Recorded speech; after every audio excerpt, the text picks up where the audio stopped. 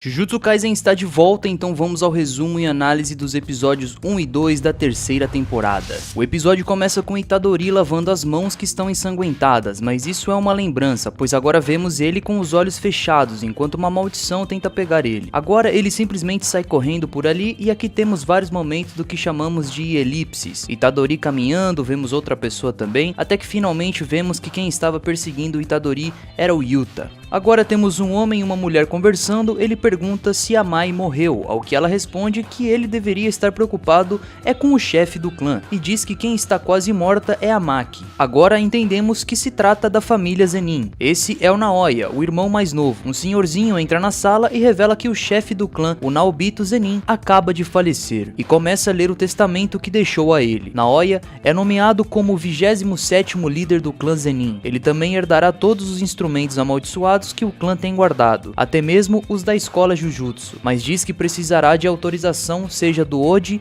ou do Jinichi, para usar seus conteúdos. Finalmente, diz que em caso de que Satoru Gojo tenha morrido ou perdido suas faculdades mentais, o pacto com Toji Fushiguro deverá ser honrado, ou seja, Megumi Fushiguro será recebido no clã e se tornará o novo líder. Antes de continuar, pessoal, eu quero falar uma coisa muito importante aqui, tá? Pra galera do mangá, eu sei, todo mundo sabe que vocês já sabem o que acontece, que vocês estão adiantados, que vocês são diferentes, a gente sabe. Mas aqui a gente foca 100% no anime, aqui a gente foca 100% em obras audiovisuais. Então sim, é uma obra que já existe em outro formato, que a história já está feita, porém tudo que eu estou vendo agora pra mim é novo. Então eu peço por obséquio que você não seja um cara cuzão, não seja um cara chato e evite spoilers. Naoya não gosta nada do que ouviu e pergunta onde o Megumi está. A mulher responde que o último que soube dele é que estava em uma missão em Tóquio junto com Itadori. Ele pergunta quem é Itadori e descobre que é o hospedeiro do Sukuna, e diz que vai matá-lo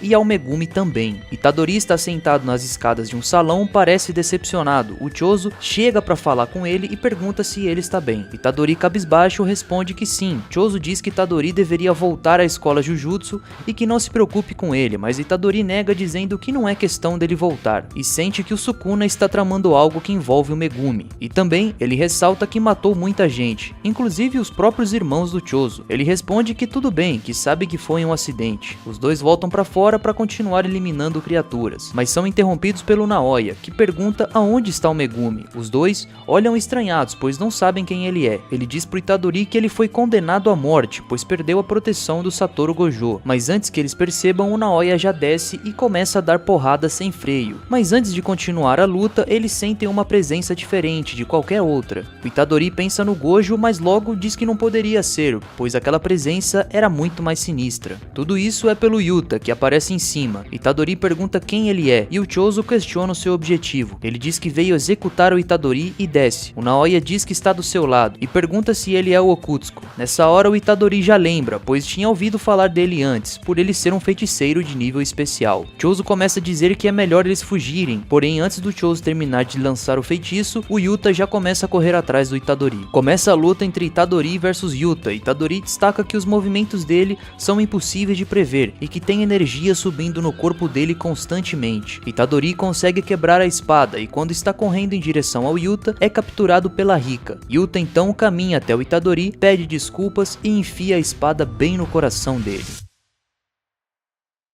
No episódio 2 temos a luta de Chozo versus Naoya, onde o membro do clã Zenin parece ter muita vantagem. Naoya consegue ferir o Chozo, que começa a estancar o ferimento, mas enquanto Naoya aproveita para falar groselha, o Chozo pergunta sobre seus irmãos e por que ele os odeia. Naoya diz que seus irmãos mais velhos são incompetentes e que não servem para nada. O Chozo aproveita para fazer uma reflexão sobre os irmãos antes de lançar o seu feitiço que vai encher o lugar de sangue, para depois ativar o chamado Supernova. Quando está indo finalizar o Naoya, o Yuta chega por trás com o corpo de Itadori, tira o Chozo do caminho e diz que poderia curar o Naoya com o feitiço de reversão, mas em troca ele queria que ele avisasse a todos que o Itadori estava morto. Porém, agora vemos o Itadori acordando. Do seu lado está o próprio Yuta, que comemora aliviado. E aqui temos a revelação de que tudo foi planificado, pois o Gojo pediu a ele meses atrás que proteja o Itadori caso algo acontecesse com ele, e que de fato o Yuta o matou,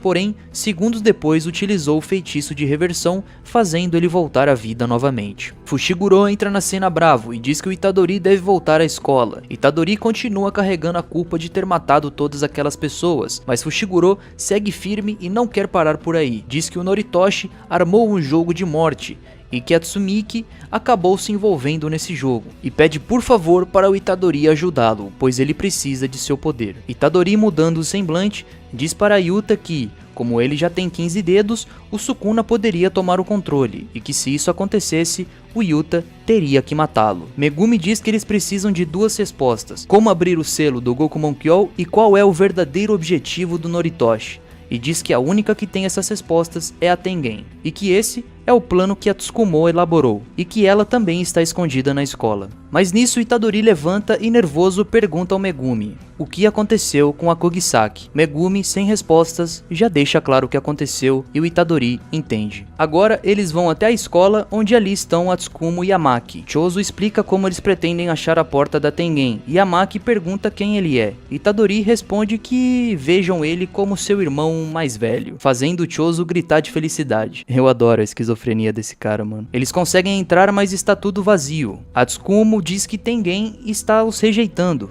mas quando estão voltando, Tengen aparece e o episódio acaba. Bom, acho que a principal dúvida que eu tinha, que era sobre o Yuta, foi resolvida. E realmente eu estava bem pensativo porque eu não conseguia entender direito qual motivação que ele tinha para querer matar o Itadori. Então realmente era meio estranho. Mas beleza, agora entendemos que tudo foi um plano. Eu acredito que ainda vai faltar muita água pra rolar até a gente descobrir o que vai acontecer realmente com o Gojo, mas acho que como introdução às problemáticas que vão ter nessa terceira temporada, esses dois primeiros episódios foram bons. Achei interessante também a reflexão do Chozo e na verdade é uma coisa que eu gosto bastante de Jujutsu. Se bem a maioria dos animes tem esse tipo de cenas de reflexão e tal, eu acho que Jujutsu faz de um jeito diferente, é diferenciado, cara. Pois às vezes parecem ser coisas tão simples, mas que quando você para pra pensar faz uma diferença gigante. Mas enfim pessoal, o que vocês acharam aí desses dois episódios e quais são as suas expectativas para os próximos? Deixem aí nos comentários, não se esqueçam de se inscrever no canal e se você gosta de lives, o meu canal de lives está na descrição e nos comentários fixados também.